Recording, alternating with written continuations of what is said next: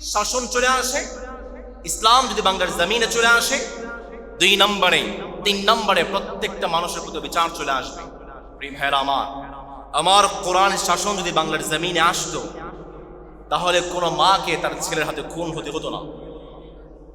আমার এই বাংলার জমিনে যদি কোরআনটা ক্ষমতায় আসে, কোনো বাবাকে তার সন্তানের কাছে নির্যাতিত হতে হবে না। আমার এই বাংলার জমিনে যদি আইনের শাসন থাকতো, কোরআনের শাসন থাকতো, খুনি এবং সন্ত্রাসী ওবায়দুল কাদের কখনো বাংলার জমিন থেকে পালিয়ে ভারতে যেতে পারতো না। প্রশাসনকে বলতে চাই, ওবায়দুল কাদের এই খুনি সন্ত্রাসী বাংলার জমিনে প্রায় 3 মাস 8 দিন বসবাস করেছে। কিভাবে আপনাদের চোখটাকে ফাঁকি দিয়ে বাংলাদেশ থেকে কলকাতায় যায়, প্রশাসন আপনাকে জবাব দিতে হবে। গোয়েন্দা বিভাগকে বলতে চাই, বাংলাদেশে খুনি সন্ত্রাসীরা এখন পর্যন্ত লুকায়িত আছে, আপনাদের চোখটা ফাঁকি দিয়ে কিভাবে লুকায়িত আছে আপনাকে জবাব দিতে হবে। এই খুনি, এই সন্ত্রাসী ওবায়দুল কাদের, এই হচ্ছে ওবায়দুল কাদের, যে ওবায়দুল কাদের সরাসরি আমার ভাইদেরকে গুলি চালানোর নির্দেশ দিয়েছিল। বাংলাদেশ প্রশাসনকে জবাব দিতে হবে। সরকারকে বলতে চাই, সরকার যে জয় বাংলার স্লোগান দিয়ে বিশ্বজিৎকে কুপিয়ে মেরেছে, যে জয় বাংলার স্লোগান দিয়ে আমার ভাই আরিফকে হত্যা করেছে, যে জয় বাংলার স্লোগান দিয়ে আমার ভাই আবরারকে হত্যা করেছে, যে জয় বাংলার স্লোগান দিয়ে শত শত হাজার হাজার বন্ধুদের উপর হামলা এবং নির্যাতন চালিয়েছে, যে জয় বাংলার স্লোগান দিয়ে আমার ভাইদের উপর নির্বিচারে গুলি চালিয়েছে, সেই জয় বাংলার স্লোগান আজ পর্যন্ত বাংলার জমিনে কিভাবে থাকে? সরকার তোমাকে জবাব দিতে হবে। সরকার যদি জবাব দিতে না পারো, গদি ছেড়ে দাও। আজকে আবার তারা সুর তুলেছে, আগামী নির্বাচনে আওয়ামী লীগ ক্ষমতায় আসতে কোনো বাধা নাই। এই কথা বলার সাহস তোমাকে করে দিয়েছে, আমার আর কোনো কাজের দরকার নেই। ওমর রাদিয়াল্লাহু তাআলা আনহু তিনি মনে মনে ভাবতে লাগলেন, ঠিক আছে, আজকে তো একটু লেট হয়ে গিয়েছে, ফজরে পড়ে আসলাম, তাহলে কালকে ফজরের আগে চলে আসব। ওমর রাদিয়াল্লাহু তাআলা আনহু পরের দিন ফজরের সালাতের আগে চলে গিয়েছেন বুড়িমার বাড়িতে। যখন বুড়িমার বাড়িতে গিয়ে ঠকঠক করে বলতে লাগলেন, মা কি লাগবে বলেন, আপনার কাজগুলো করে দেওয়ার জন্য আমি ওমর হাজির হয়ে গিয়েছি। বুড়িমা আজকে ও ভিতর থেকে জবাব দিয়ে দেয়, বাবা যে মানুষটা সব সময় আমার বাড়িতে কাজ করে দেয়, সেই মানুষটা তো আজকেও কাজ করে দিয়ে চলে গিয়েছে, আমার কোনো কাজের দরকার নেই। ওমর রাদিয়াল্লাহু তাআলা আনহু তিনি মনে মনে কল্পনা করতে লাগলেন, ফজর পরে আসলাম পেলাম না, ফজর আগে আসলাম তাও বুঝি পেলাম না, তাহলে কালকে আমি তাহাজ্জুদের সালাতের পরে চলে আসব। পরের দিন ওমর তাহাজ্জুদের সালাতের পরে বুড়িমার বাড়িতে চলে গেলেন, গিয়ে বলতে লাগলেন, মা কি লাগবে বলেন, আপনার কাজগুলো করে দেওয়ার জন্য আমি ওমর হাজির হয়ে গিয়েছি। বুড়িমা আজকেও জবাব দিয়ে দেয়, বাবা যে মানুষটা প্রতিদিন আমার বাড়িতে কাজ করে দেয়, সেই মানুষটা তো আজকেও কাজ করে দিয়ে চলে গিয়েছে, আমার কোনো কাজের দরকার নেই। ওমর রাদিয়াল্লাহু তাআলা অবাক হয়ে গেলেন, কি ব্যাপার? গভীর রাতে বুড়িমার বাড়িতে কে কাজ করে দেয়, আমাকে অবশ্যই খুঁজে বের করতে হবে। পরের দিন ওমর বুড়িমার বাড়ির পিছনে বাঁশ ঝাড়ের মধ্যে লুকিয়ে আছেন, কে বুড়িমার বাড়িতে কাজ করে দেয় খুঁজে বের করতে হবে। যখন ওমর রাদিয়াল্লাহু তাআলা বাঁশ ঝাড়ের মধ্যে লুকিয়ে আছেন, হঠাৎ করে দেখতে পেলেন কে যেন টিপ টিপ করে বুড়িমার বাড়ির দিকে যায়। ওমর রাদিয়াল্লাহু তাআলা পিছন থেকে জড়িয়ে ধরলেন। যখন ওমর পিছন থেকে জড়িয়ে ধরেছেন, তিনি বুঝতে পারলেন ইনি তো আর কেউ নয়, ইনি হচ্ছেন ইসলামিক রাষ্ট্রের প্রেসিডেন্ট, মদিনার খলিফা আবু বকর রাদিয়াল্লাহু তাআলা আনহু। ওমর রাদিয়াল্লাহু তাআলা প্রশ্ন করলেন, আবু বকর তুমি ইসলামিক রাষ্ট্রের খলিফা, ইসলামিক রাষ্ট্রের প্রেসিডেন্ট, তুমি গভীর রাতে বুড়িমার বাড়িতে কাজ করে দাও, সবই তো বুঝলাম, কিন্তু আবু বকর তোমার পায়ের জুতা কোথায়? আবু বকর রাদিয়াল্লাহু তাআলা আনহু জবাব দিয়ে দিলেন, ওমর আমি যদি পায়ের জুতা পরতাম, যখন হাঁটবো ঠক ঠক করে সাউন্ড হতে পারে, আওয়াজ হতে পারে, আর আমার আওয়াজটা শুনে আশেপাশের মানুষ জেগে উঠতে পারে। ওমর রে, আমি তো বুড়িমার বাড়িতে কাজ করছি কোনো মানুষকে দেখানোর জন্য না, ওমর রে, আমি তো বুড়িমার বাড়িতে কাজ করছি কোনো মানুষকে দেখানোর জন্য না, বরং আমি তো বুড়িমার বাড়িতে কাজ করছি যেন রবের পাশে জান্নাতে আমি আবু বকর একটা বাড়ি আমি তৈরি করতে পারি।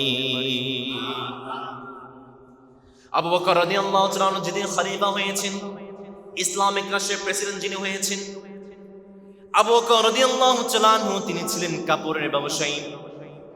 তিনি পরের দিন বাজারের দিকে রওনা হয়ে গিয়েছেন ব্যবসা করার জন্য। ওমর রাদিয়াল্লাহু তাআলা আনহু পিছন থেকে ধরে ফেললেন, আবু বকর কোথায় যাচ্ছেন, কোথায় যাচ্ছেন? এখন তো আপনার ব্যবসা করার সময় নাই, আপনি তো ইসলামিক রাষ্ট্রের প্রেসিডেন্ট, ইসলামিক রাষ্ট্রের খলিফা। আপনি ধরে আবু ওবাইদার কাছে নিয়ে গেলেন। বাইতুল মাল থেকে আবু বকরের জন্য 2000 দিনার ভাতা নির্ধারণ করা হলো। পরবর্তীতে বাড়িয়ে সেই ভাতাকে 3000 দিনার করা হয়েছে।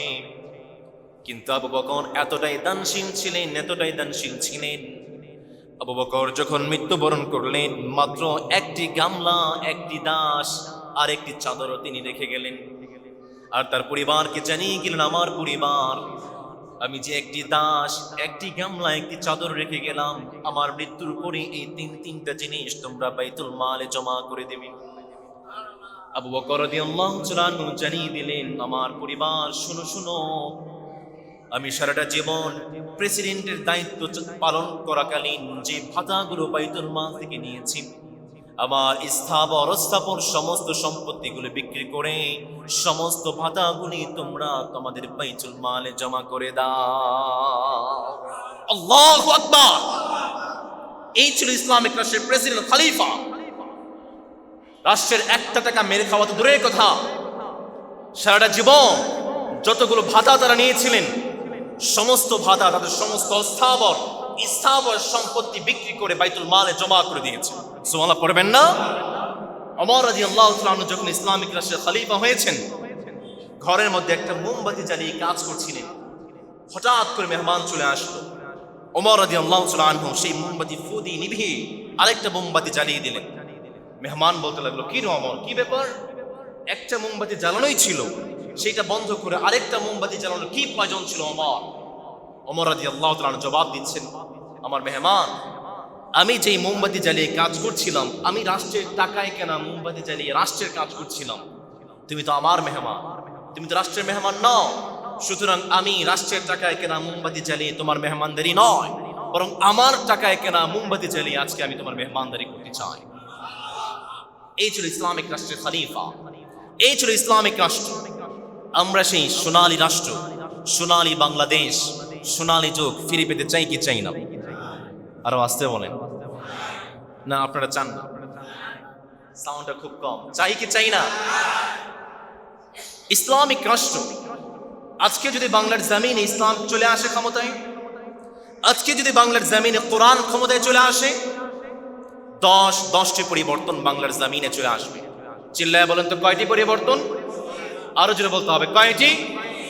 আজকে দেখেন বাংলার জমিনে ক্ষমতায় পরিবর্তন হয়েছে, শাসন পরিবর্তন হয়েছে, কিন্তু আগে যারা যে খারাপ কাজগুলো করত তাদের জায়গায় অন্য দল গিয়ে বসে গিয়েছে। সংস্কার হচ্ছে না, পরিবর্তন হচ্ছে না। আমরা যদি বাংলার জমিন থেকে পরিবর্তন করতে চাই, বাংলাদেশটাকে সোনালী বাংলাদেশ গঠন করতে চাই, দরকার হচ্ছে কোরআনের শাসন। চিল্লায়া বলেন ঠিক কিনা? আজকে যদি বাংলার জমিন ইসলামিক শাসন চলে আসে, 10টি পরিবর্তন চলে আসবে। তার মধ্যে 1 নম্বর, আজকে যদি ইসলামিক শাসন বাংলার জমিনে চলে আসে, ইসলাম ঘোষণা করবে সার্বভৌমত্ব, সমস্ত ক্ষমতার মালিক একজন। চিল্লায়া বলেন তো তিনি কে? নাকি জনগণ? সমস্ত ক্ষমতার মালিক জনগণ। কিভাবে জনগণ হয়? একটাবার জ্বর আসলে তো বিছানা থেকে উঠতে পারি না। সমস্ত ক্ষমতার মালিক জনগণ কিভাবে হয়? একটাবার যদি পেট খারাপ করে 3-4 বার ওয়াশরুমে যান, বিছানা থেকে উঠতে পারেন না, ঠিক কিনা? এই জন্য রব্বুল আলামিন কত সুন্দর করে, কত চমৎকার করে জানাচ্ছেন, বান্দা শোনো শোনো, তাবারাকাল্লাযী বিয়াদিহিল মুলকু ওয়া হুয়া আলা কুল্লি শাইইন কাদির। মহিয়ান গরিয়ান সেই সত্তা যে সত্তার হাতে পৃথিবীর সমস্ত ক্ষমতা, চিল্লায় বলেন তো তিনি কে? এই জন্য পৃথিবীতে যত নবী, যত আম্বে কেরাম এসেছেন, সমস্ত নবী, সমস্ত আম্বে কেরাম এক রবের দিকে আহ্বান করেছেন, এক মালিকের দিকে আহ্বান করেছেন। সমস্ত নবী এক রবের দিকে আহ্বান করেছেন, এক আল্লাহর দিকে আহ্বান করেছেন। রব্বুল আলামিন কত সুন্দর করে, কত চমৎকার করে বলছেন, বান্দা শোনো শোনো, ইয়া কওমি আবুদুল্লাহা মা লাকুম মিন ইলাহিন গায়রু। পৃথিবীর প্রত্যেকটা নবী তার উম্মতদেরকে জানিয়েছেন, কোন মানুষের ইবাদত নয়, কোন ব্যক্তির ইবাদত নয়, ইবাদত যদি করতে চাও, ক্ষমতা যদি মানতে চাও, একজন রবের ক্ষমতা মানতে হবে। চিল্লায় বলেন তো তিনি কে? এই জন্য সমস্ত নবীদের দাওয়াত ছিল একটা, সমস্ত নবীদের কালেমা ছিল একটা। আদম আলাইহিস সালাম তার উম্মতদেরকে দাওয়াত দিয়েছেন লা ইলাহা ইল্লাল্লাহ, আদম সফিউল্লাহ। নূহ আলাইহিস সালাম দাওয়াত দিয়েছেন লা ইলাহা ইল্লাল্লাহ, নূহ নজিয়ুল্লাহ। ইব্রাহিম আলাইহিস সালাম দাওয়াত দিয়েছেন লা ইলাহা ইল্লাল্লাহ, ইব্রাহিম খলিলুল্লাহ। মুসা আলাইহিস সালাম দাওয়াত দিয়েছেন লা ইলাহা ইল্লাল্লাহ, মুসা কালিমুল্লাহ। ঈসা আলাইহিস সালাম দাওয়াত দিয়েছেন লা ইলাহা ইল্লাল্লাহ, ঈসা রূহুল্লাহ। আর আমাদের নবী মুহাম্মদুর রাসূলুল্লাহ দাওয়াত দিয়েছেন লা ইলাহা ইল্লাল্লাহ, মুহাম্মাদুর রাসূলুল্লাহ। পড়েন সাল্লাল্লাহু। পৃথিবীর সমস্ত মানুষ, সমস্ত নবী এক রবের দিকে আহ্বান করেছেন। এই জন্য আজকে যদি ক্ষমতায় আসে ইসলাম যদি ক্ষমতায় আসে, এক নম্বর ঘোষণা করবে পৃথিবীর সমস্ত ক্ষমতার উৎস একজন, চিল্লায় বলেন তিনি কে? দুই নম্বর, আজকে যদি বাংলার জমিনে ইসলাম ক্ষমতায় চলে আসে, সংবিধান ঘোষণা করবে আল কোরআন। চিল্লায় বলেন তো সংবিধান হবে কি? দেখেন, আজকের বাংলাদেশ স্বাধীন হয়েছে 54 বছর। 54 বছরে কত মানুষ বাংলাদেশের ক্ষমতায় আসবে, কত দল বাংলাদেশের ক্ষমতায় এসেছে। ক্ষমতায় আসার আগে তারা বলে বাংলাদেশের মানুষের ভাগ্য পরিবর্তন করব, উন্নয়ন করব, মানুষের ভাগ্যের চাকা পরিবর্তন করব। কিন্তু তারা যখন বাংলাদেশের ক্ষমতায় আসে, বাংলাদেশের মানুষের ভাগ্য পরিবর্তনের জায়গায় তারা নিজেদের ভাগ্যটা পরিবর্তন করতে ব্যস্ত হয়ে যায়, ঠিক কিনা? কারণ আমাদের বাংলাদেশের সংবিধান পরিবর্তনশীল। আমাদের বাংলাদেশের সংবিধান আজ পর্যন্ত 17 বার পরিবর্তন হয়েছে। যে ক্ষমতায় আসে তার দলের লোকদের চাহিদা অনুযায়ী সংবিধানটা পরিবর্তন করে ফেলে। বিএনপি ক্ষমতায় আসে, সংবিধান পরিবর্তন করে ফেলে। আওয়ামী লীগ ক্ষমতায় আসে, সংবিধান পরিবর্তন করে ফেলে। জাতীয় পার্টি ক্ষমতায় আসে, তাদের নেতাকর্মীদের চাহিদা অনুযায়ী সংবিধান পরিবর্তন করে ফেলে। এর জন্য ক্ষমতা পরিবর্তন হচ্ছে, শাসন পরিবর্তন হচ্ছে, পাশাপাশি সংবিধানও পরিবর্তন হচ্ছে। কিন্তু দেশের পরিবর্তন হচ্ছে। দেশ পরিবর্তন করতে চান, এমন একটা সংবিধান লাগবে যে সংবিধানটা পরিবর্তনশীল নয়। আওয়ামী লীগ ক্ষমতায় আসবে, এক সংবিধান ফলো করতে হবে। বিএনপি ক্ষমতায় আসবে, এক সংবিধান ফলো করতে হবে। জাতীয় পার্টি ক্ষমতায় আসবে, এক সংবিধান ফলো করতে হবে। তাহলে দেখবেন রাতারাতি বাংলার জমিনটা পরিবর্তন হয়ে গিয়েছে। আর পরিবর্তনশীল নয়, পরিবর্তনযোগ্য নয় এমন একটা সংবিধানের নাম হচ্ছে আল কোরআন, ঠিক কিনা? এজন্য বাংলার জমিনটাকে পরিবর্তন করতে চান, সোনালী বাংলাদেশ পরিবর্তন করতে চান, আমাদের দরকার হচ্ছে সংবিধান আল কোরআন। রাজি আছেন না ইনশাআল্লাহ? মহিলা ছিল বনু মাখজুমিয়া গোত্রের। এই সম্ভ্রান্ত বনু মাখজুমিয়া গোত্রের সম্ভ্রান্ত নারী, তিনি যখন চুরিতে ধরা পড়ল, ইসলামের বিধান হচ্ছে যে চুরি করবে তার হাতটাকে কেটে ফেলতে হবে। রব্বুল আলামিন কত সুন্দর করে, কত চমৎকার করে জানাচ্ছেন, বান্দা শোনো শোনো, আস-সারিকু ওয়াস-সারিকাতু ফাকতাউ আইদিয়াহুমা জাযাআন বিমা কাসাবা নাকালাম মিনাল্লাহ।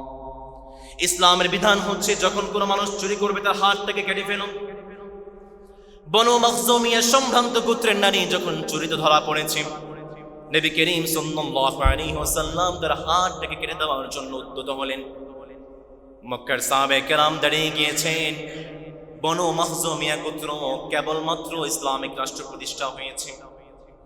সম্ভ্রান্ত নারীর হাতটাকে যদি কেটে ফেলা হয় তাহলে মদিনা রাষ্ট্রে একটা বিশৃঙ্খলা তৈরি হয়ে যাবে। সাহাবায়ে কেরাম কানাঘুষা শুরু করে দিলেন। সাহাবায়ে কেরাম কানাঘুষা শুরু করে দিলেন, না না, আল্লাহর হাবিবকে যে কোনো উপায়ে হোক ফিরাতে হবে। কিন্তু কে বলবে আল্লাহর হাবিবকে নবী? বনু মাখজুমিয়া গোত্রের নারীর হাতটা আপনি কাটবেন না, কে বলবে আল্লাহর হাবিবকে? সর্বশেষ সাহাবায়ে কেরাম সিদ্ধান্ত নিলেন, উসামা বিন যায়েদ আছে, হিব্বু রাসূলিল্লাহ, নবী করিম সাল্লাল্লাহু আলাইহি ওয়াসাল্লাম যাকে বড্ড বেশি ভালোবাসেন, উসামা বিন যায়েদ। সাহাবায়ে কেরাম বললেন, ঠিক আছে, উসামা বিন যায়েদকে বলো যেন উসামা বিন যায়েদ আল্লাহর হাবিবকে বলে দেয়। উসামা বিন যায়েদ যখন আল্লাহর হাবিবকে বলেছেন, নবী, সম্ভ্রান্ত পরিবারের নারী হাতটা কাটা যাবে না, তাহলে মদিনায় বিশৃঙ্খলা তৈরি হয়ে যাবে। সাথে সাথে আল্লাহর হাবিবের মুখটা আগুনের গোলার মতো লাল হয়ে গিয়েছে। নবী করিম সাল্লাল্লাহু আলাইহি ওয়াসাল্লাম জানিয়ে দিলেন, উসামা, তুমি কি আমার রবের হুকুমটা বাস্তবায়ন করার জন্য আমাকে বিরত রাখতে চাও নাকি? ইতিপূর্বে পৃথিবীতে যত যুগ এসেছে, যত উম্মত এসেছে, তারাও ঠিক একই কাজ করেছে। যখন কোন একজন সম্ভ্রান্ত পরিবারের মানুষ অন্যায় করেছে তাদের কোনো শাস্তি দেয় নাই। কিন্তু যখন কোন সম্ভ্রান্ত পরিবারের নয়, নিম্ন পরিবারের লোক যখন অপরাধ করে তাকে হঠাৎ করে শাস্তি দিয়ে দেয়। উসামা বিন যায়েদ, তুমি কি আমাকে সেই লোকদের মধ্যে অন্তর্ভুক্ত করতে চাও নাকি?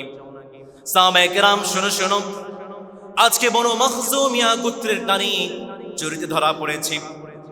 এই নারী না হয়ে যদি আমার কলিজার টুকরা ফাতেমা চুরিতে ধরা পড়তো, আমি আমার কলিজার টুকরা ফাতেমার হাতটাকে কেটে দিতে এক মুহূর্ত বিলম্ব করতাম না। আল্লাহু আকবার।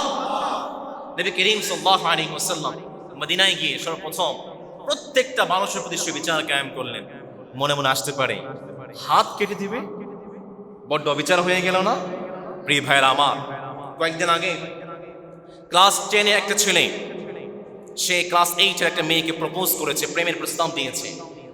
সেই মেয়ে মানে নাই।